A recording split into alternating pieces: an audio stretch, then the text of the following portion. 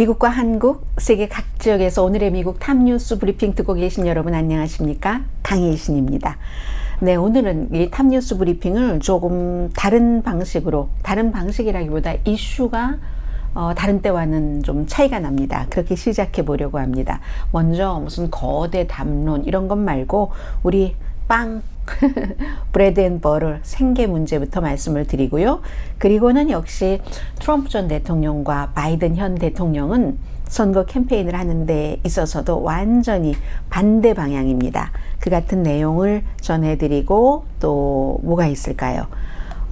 당연히 비무장지대 국경을 넘은 이등병에 관한 속보가 조금 있네요. 미국에서는 속보가 없어서 미안합니다 라고 하지만 속보가 조금은 있고, 그리고 방탄소년단 BTS에 관한 책이 한국 사람이 쓴 책으로서 non-fiction 뉴욕타임스 베스트셀러에 처음으로 올랐습니다. 이 같은 내용들 전해드리겠습니다.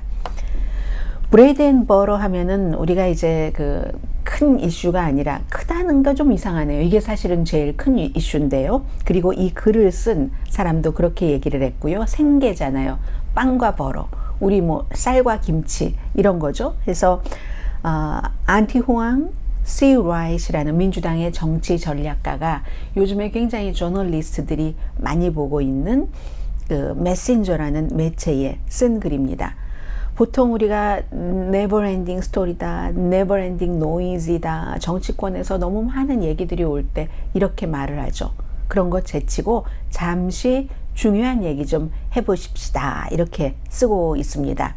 2년 넘어 만에 인플레이션 최저치로 하락을 했고 가솔린 값도 12개월 동안에 지금 많이 내려갔으며 뭐 예를 들어서 또 바이든 대통령이 학생 그 융자금에 대해서 처음에 행정명령을 했는데 연방대법원이 그 같은 그 대대적인 것은 의회의 승인이 없이는 안 된다 했기 때문에 조금 작은 규모의 프로그램을 내놨잖아요. 한 80만 명 정도에게 80만 4천 명이네요. 390억 달러를 예산으로 해서 대학을 나오고 계속 이 돈을 학자금을 갚았는데도 아직도 남아있는, 이건 이제 탕감을 해준다는 얘기입니다. 그리고 또 뭐 자녀 양육 비용을 줄이기, 이런 프로그램도 모든 분들께 다 해당되지 않기 때문에 제가 자세히 말씀드리지 않지만 항상 주변에 이러한 것들을 도와주시는 분들께 찾아가면 도움을 받으실 수 있습니다. 지금 최근에 내놓은 게 150만 명 어린이와 가족의 삶에 영향을 주는 자녀 양육비 그 지원이 있거든요. 당연히 돈을 많이 버는 사람에게는 안 해주는 거고요. 자동차 가격도 요즘 중고 자동차 가격 조금 낮아지고 있으니까 사람들이 내가 정말 불안하게 출퇴근을 해 하는 것을 이렇게 약간 가격이 낮아졌을 때 자동차를 살 수도 있고, 그리고 교육부에서 좀 전에 말씀드린 네, 당신이 탕감되는 대상입니다, 이런 편지를 받았으면 한 번이라도 밖에 나가서 식사를 하실 수가 있다는 얘기입니다. 그리고 이제 자녀 양육비는 전체 수입의 한 7% 정도, 그 정도를 넘지 않도록 도와주는 프로그램을 마련했으니까 여러분들께서 이제 찾아서 그런 것들을 활용을 하시고요. 그러면 이제 거기서 또 돈이 조금 빠지니까 지붕을 고칠 여유가 있는가, 이렇게 생각해 볼 수도 있다는 거죠. 이런 얘기들을 사실은 저도 여러분들께 많은 정치, 굵직한 무슨 사회의 트렌드 이런 말씀을 드리지만 이발소에 가면, 미장원에 가면 이 같은 얘기들을 굉장히 많이 하신답니다. 카워시 하는데 가서도 마찬가지고요. 만약에 1년에 46,000달러를 버는데 자녀 양육비로, 이제 이런 가정에 자녀 양육비로 혜택이 가는 게 한 80달러 정도 된다고 하거든요. 그럼 1년이면 1,000달러잖아요. 큰 돈이죠. 그래서 그런 것들을 얘기를 하고요. 갤럽이 2월 달에 조사를 했는데 사람들은 사실은 뭐 자녀 양육비라든가 학교 학자금 탕감이라든가 소비자 물가 이런 게 굉장히 섹시한 거죠. 사실은 요즘 좋다 이럴 때 섹시하다는 단어를 많이 하잖아요. 유명한 사람들이 이혼을 했다, 그 뉴스도 섹시한 건 맞습니다. 음모 이론도 섹시한 건 맞습니다. 그런데 얼핏 듣기에 그것처럼 매력적이거나 섹시하지 않는다 할지라도 지금 앞에 열거해드린 여러 가지 일들을 활용하기에 따라서는 훨씬 여러분들의 생활에 중요할 수 있다. 뭐 이런 제가 오피니언을 하나를 소개를 해드렸고요.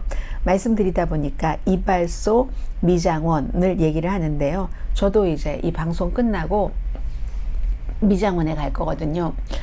1년 전에, 거의 1년입니다. 한 달 모자라는 1년이네요. 1년 전에 제가 미장원을 가서 헤어컷을 했는데 그 당시에 굉장히 좀 짧게 그리고 레이어도 많이 줬거든요. 그래서 저는 이제 이 그 헤어드레서께 10년도 훨씬 넘은 것 같아요. 그 10년도 훨씬 넘은 것 같은데요. 왜 갑자기 성함이 갑자기 왜 생각이 안 났죠? 나중에 또 생각이 날 거예요. 1년에 한 번 가니 생각이 안 날 수도 있죠. 그런데 그때 너무 많이 막 레이어도 너무 많이 주고 해서 지난 1년 동안 저는 헤어 다듬기가 너무 힘들었습니다. 그런데 참고 또 참았습니다. 어느 정도 레이어가 다 제대로 길이가 내려올 정도가 돼야지 제가 편하게 머리를 다듬을 수 있을 것 같아서 그래서 이제는 그때가 됐겠다 싶어서 저는 방송 끝나고 미장원에 가고요. 미장원에 가서 한국 분들은 한국 미장원에 가거든요. 무슨 얘기를 하시는가 한번 제가 들어봐야지 되겠어요. 내일 기대하시라. 새로운 모습. 그리고는 이제 다시 노이즈라고도 할 수 있는 그러나 또 중요한 트럼프와 바이든 쪽으로 가보겠습니다. 트럼프 전 대통령이 오늘 무슨 얘기를 했냐면요. 내가 대통령이 되고 나면 그 첫날 그린 뉴딜 없애버리겠다. 그린 뉴딜이라고 하는 것은요. 사실은 바이든 대통령은 이 말하는 것 공식적으로도 승인하지도 않고 별로 좋아하지 않습니다. 왜냐하면 기후변화에 대해서 너무 극단적으로 얘기를 하는 것과 같은 느낌이 뉘앙스가 있기 때문에 마치 뭐 알렉산더 오카시오 뭐 콜테스라든가 그런 몇몇 극좌인 진보적인 의원들이 마구 밀어붙이는 것 같은 느낌이 있기 때문에 버니 샌더스 같은 사람 그런데 공화당이 이 말을 쓰기를 더 좋아하죠. 해서 바이든 대통령이 나는 집권하면 첫날 그린 뉴딜을 없앨 거야. 이렇게 계속 나가다가는 여러분도 죽고 다 죽을 것 같아요. 그래서 없앱니다. 이게 사실은 그린 뉴딜이라는 법안이 있기는 합니다. 의회에서 통과된 것이 기후변화를 좀 잡아보기 위한 그런 건데 그런데 이제 트럼프 전 대통령은 이것 때문에 많은 예를 들면 환경보호국에서 이제 이 안에 따라서 자동차 온실가스를 줄이기를 한다던가 이런 것 하는 것이 그리고 또 교통부는 자동차 회사에 어느 정도 1갤런의 그 연료로 더 오래 더 많은 마일리지 달릴 수 있도록 하는 이런 것을 압박을 넣었는데 이건 안 된다고 보는 겁니다.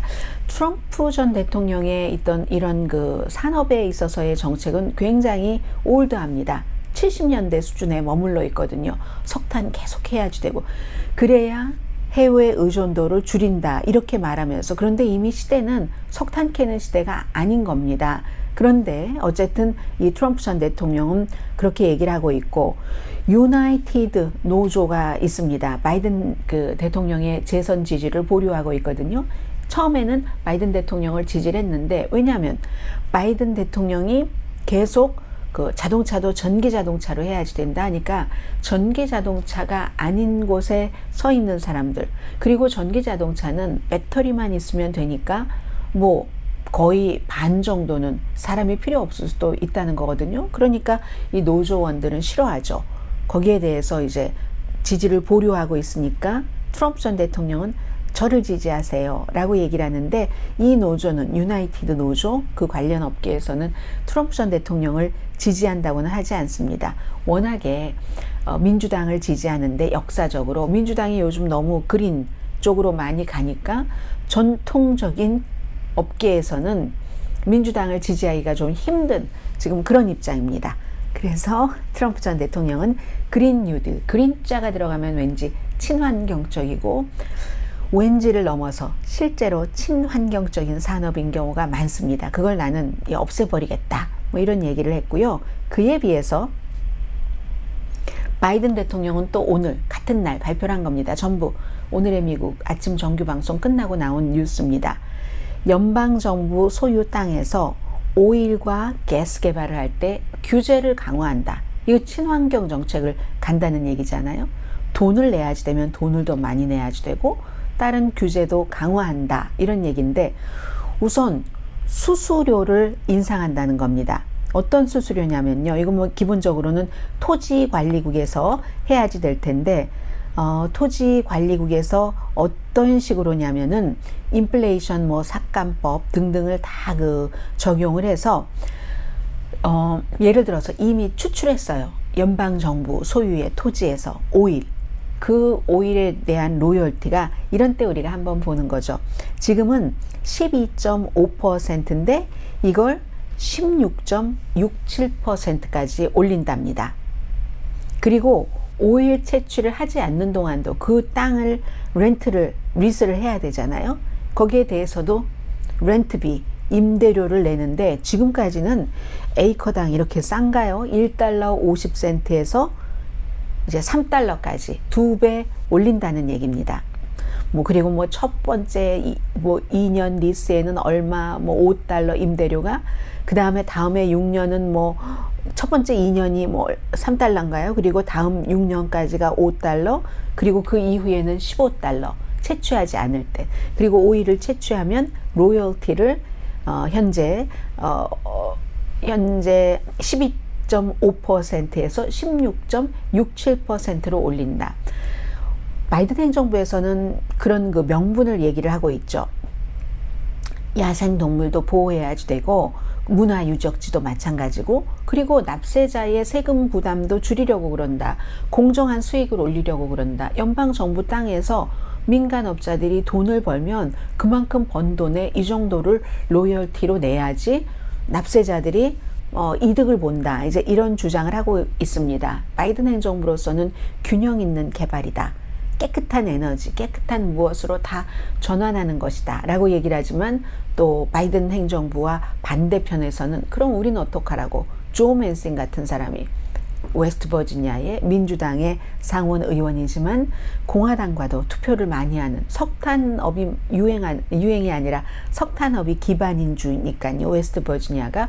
그래서 이런 사람들은 우리는 어떡하라고. 또 자동차도 포드처럼 전기자동차를 많이 전기자동차 쪽으로 돌아버린 회사도 있지만 그렇지 않은 회사도 아직 존재하잖아요. 그런 회사들은 우리는 어쩌라고 이런 얘기를 하고 있습니다. 그래서 전반적으로 딱 이 흐름을 타고 가야지 되고요. 사업도. 그리고 어느 누가 대통령이 될 것 같네.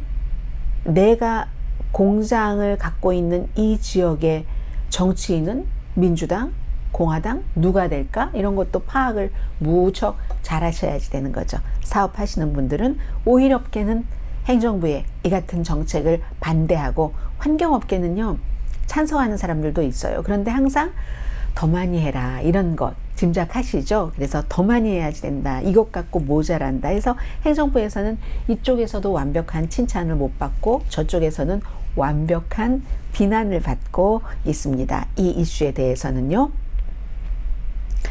자, 그리고 조 맨신 얘기 잠깐만 말씀드리자면요. 조 맨신 민주당의 상원 의원도 지금 로버트 케네디 주니어와 마찬가지로 로버트 케네디 주니어와 마찬가지는 아니네요. 그 사람은 민주당 후보로 나왔고 제3당의 후보가 될 수 있는가 이런 것을 저울질을 하고 있거든요. 얼마 전에 제가 no labels, 그러니까 뭔가 레이블을 붙이지 않는다는 얘기예요. 그래서 민주당도 아니고 공화당도 아니다 하면서 새로운 제3당 후보를 내야지 된다 하고 그런 미팅을 갔는데, 이 미팅에 어제인가요? 조 맨신 의원이 참석을 했거든요. 그리고 존 헌츠먼, 존이 아니라 존입니다. 존 헌츠먼이라고 전에 유타주의 주지사였고 공화당 굉장히 부자잖아요. 부자라서 아주 자유롭게 어떠한 정책도 펼치고 돈, 기부금 같은 것을 걱정 안 하니까. 그리고 공화당이기 때문에 트럼프 행정부 들어와서는 대사를 했습니다. 중국 대사도 했고요.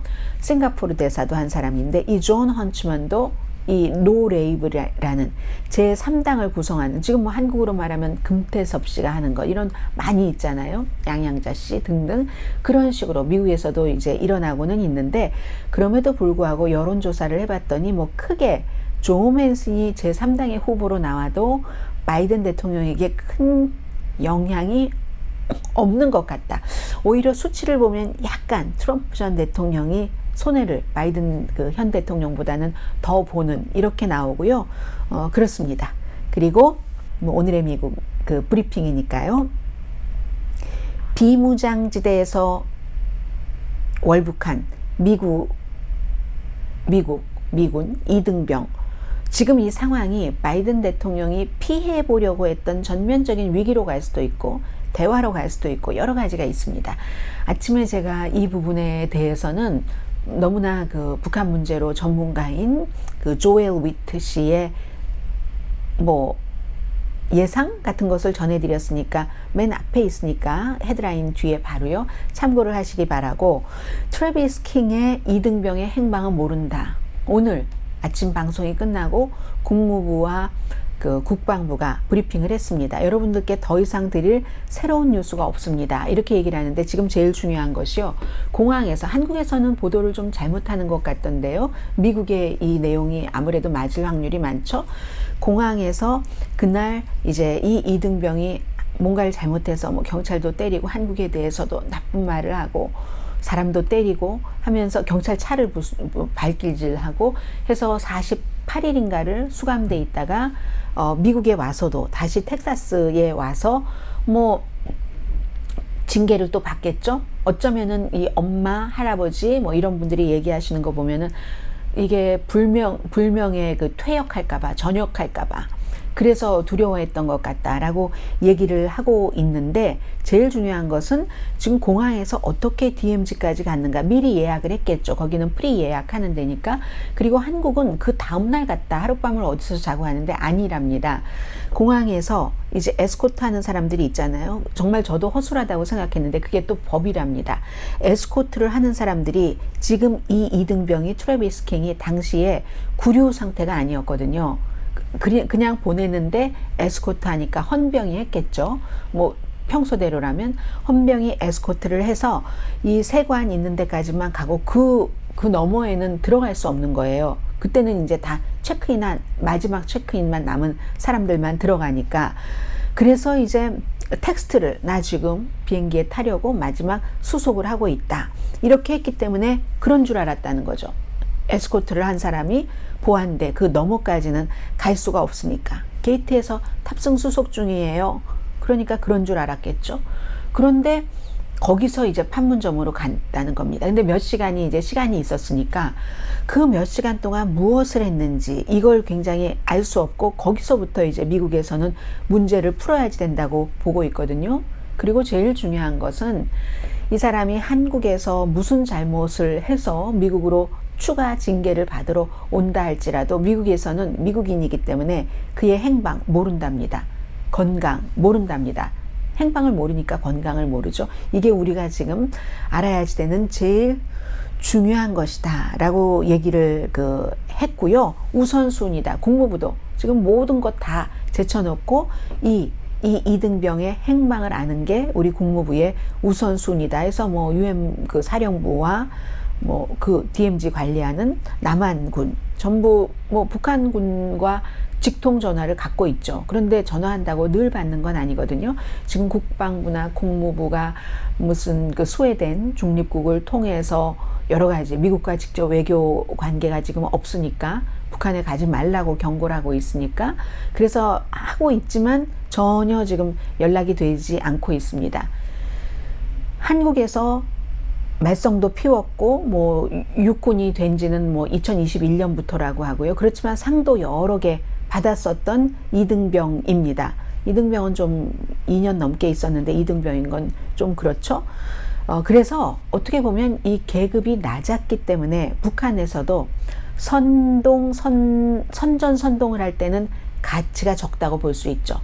갖고 있는 정보도 아주 심각한 것을 갖고 있을 그럴 가능성이 별로 없기 때문에 잘하면 북한에서 뭔가를 받겠죠. 미국에서 엄청난 걸 받고 빨리 석방할 수도 있다. 그렇지만 알 수 없습니다. 지금 상황이 모든 북한과 일본은 뭐 조금 대화 모드이긴 하지만 한국과 북한, 북한과 미국 이 관계 때문에 어떻게 될지는 알 수 없고요. 어쩌면 조금 있다가 평양 방송에 나올지도 모릅니다. 뭐 그런 적이 많았잖아요. 오토 원비어도 나왔었고, 그리고 나서는 뭐 신문 코비드 19 때문에 격리돼 있는지도 알 수 없는 것이고, 신문 받고 나서 그 뒤에 무슨 일이 있을지, 어쨌든 베스트 시나리오는 이 이등병이 미국이 많은 것을 지불하더라도 곧 미국으로 돌아오고 어느 정도는 북한이 선전 도구로 활용은 하겠지만요. 그리고 동시에 북한이 미국과 미국이 북한과 대화를 오랜 동안 안 했던 것을 하는 쪽으로 되면 베스트고, 최근 몇 년 동안은 유죄 판결을 받은 사람을 제외하고는 뭐 불법으로 아니면 실수로 어떻게 해서 뭐 그런 사람들은 6개월 이내에 석방하기는 했거든요. 어떻게 될지 모릅니다. 그리고 나머지 전망에 대해서는 아침 방송의 클립을 한번 봐주시면 좋겠고요. 제가 이제 이 이등병을 이렇게 보면서 한 가지를 생각을 합니다. 미국의 뭐 미군 가운데서도 한 10명까지는 안 되지만 그 한국전 이후에 월북한 사람들이 있잖아요. 그 가운데 딱 한 사람만, 이건 이제 그냥 인생의 어떤 것으로 리마인드를 시켜드리고 싶은데요. 서전이니까 병장이죠. 제일 유명한 사람입니다. 찰스 로버트 젠킨스 병장. 1965년도에 비무장지대에 배치됐습니다. 그런데 맥주를 10캔을 마시고 건너갔어요. 이 사람은 그때 목적이 있었습니다. 우리가 지금 이번에 이등병은 미국에 와서 징계를 받을 위기니까 뭐 이렇게 짐작은 하고 있지만, 그때는 이 사람은 나중에 본인이 책으로 써서 우리가 아는 건데, 베트남 전에 파병될까봐 그걸 피해 보려고. 그때가 24살, 이번에 이등병보다 1살 많았습니다. 나중에 책에 내 생애 최고의 실수였다고 얘기를 합니다. 본인이 북한으로 넘어갈 때는 아마도 구소련으로 보내져서 65년도니까 내가 미국으로 다시 돌아올 수 있지 않을까, 이런 계산을 했다는 겁니다. 그런데 그게 아니고 거의 40년을 북한에서 살았습니다. 나중에 결혼을 했고 와이프가 일본 사람이었기 때문에, 납치된 일본 여성이었기 때문에 딸도 둘인가 있었어요. 2008년도인가 책 쓴 것에 보면은 와이프가 먼저 2004년인가 2002년도에 북한이 처음으로 일본인을 납치한 것을 시인을 했으니까 2004년도에 와이프가 가고, 조금 있다가 이제 그 두 딸과 이 병장이 같이 일본으로 건너갔습니다. 일본으로 가기 전에 거의 40년을 북한에서 살면서 제가 일생일대 최대의 실수가 이런 40년의 세월을 보내겠다 하는 것을 말씀드리고 싶어서요. 8년 동안을 다른 그 미군들과 함께 수감이 돼 있었는데, 미군 군인은 그때도 터프해서 막 미군이라는 이런 타투가 있었는데, 문신, 그걸 북한에서 65년대 이거 볼 수가 없어 하면서 문신을 제거하는데 마취제도 없이, 그때의 문신은 얼마나 더 독했겠습니까? 그렇게 제거할 때 그 고통도 겪었다고 하고요.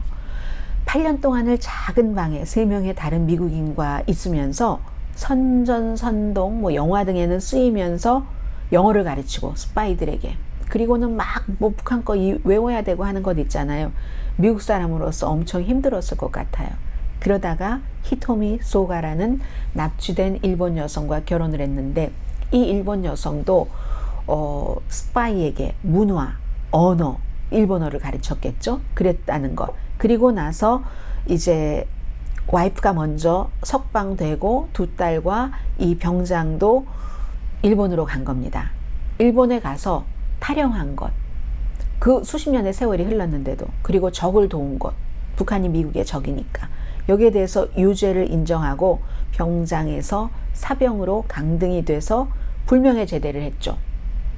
그리고 나서 미군 감옥에서 뭐 얼만큼인가 짧은 기간 동안을 복역을 했다고 합니다. 2달 동안, 5일인가를 복역을 하고 2달 동안은 북한에서 일어났던 그 기억하고 싶지도 않은 40년을 다 미국에 또 보고를 했어야지 되는. 그 이후에는 이제 일본 그 사도 섬에서 관광객들을 안내하다가 이분은 2017년 77세로 숨지셨습니다. 그러면 일본에서 산 기간은 4를 빼면 13년 정도, 24살 때 북한으로 월북을 해서 거의 40년을 북한에서 살다가 일본에서 나머지 생을 일본인 아내와 딸들과 함께 10몇 년이죠. 13년 정도를 사신 건가요? 그랬다는 그런 것. 그래서 일본에서 살 때도 이분은 항상 looking over my shoulder. 그게 내 어깨에 뭐가 있는가 항상 본다는 게 조심한다는 뜻이잖아요. 그 본인이 24살 때 맥주 10캔 마시고 저질렀던 실수 때문에 잃어버렸던 40년, 이런 것들 때문에 아무튼 그런 일들이 기억이 났고요. 마지막으로 방탄소년단 책 말씀드리겠습니다. 한국에서 더 많이 자세히 보도했을 것 같긴 하네요. Behind the Story, 스토리 너머 해서 10년의 Record of BTS, 방탄소년단. 뉴욕타임즈 하드커버 논픽션으로 코리안 아메리칸이 쓴 최초의 탑 베스트셀러. 여기에 요즘 책은 이래요. 330개의 QR코드가 있어서 QR코드까지 줘서 그걸 이렇게 찍으면 그 BTS 멤버들에 관한 뭐 여러 가지를 딱 또 볼 수 있는 뮤직비디오, 트레일러 등등등등 해서 이 책은 아이즈 매거진의 강명석, 전에 그 편집장을 하신 분이라고 하죠. 이분이 1년 넘게 멤버들을 다 그 인터뷰를 했답니다. 뭐 K-팝이란 문화에 대해서는 전문가시겠죠. 7월 9일에 판매됐는데 뉴욕타임즈 베스트셀러가 가장 작가들로서는 뭐라고 하죠? 최고의 영광으로 생각합니다. 아마존에서도요, 미국, 영국, 브라질, 호주, 일본 이런 데서 베스트셀러에 올랐습니다. 방탄소년단 지금은 전부 함께 활동을 하고 있지는 않지만 그렇지만 이렇게 계속 우리들이 살아있다 하는 것을 보여주고 있습니다. 여기까지 오늘의 미국 탑뉴스 브리핑 마치고요. 내일 금요일입니다. 미국은, 한국은 토요일이 되겠네요.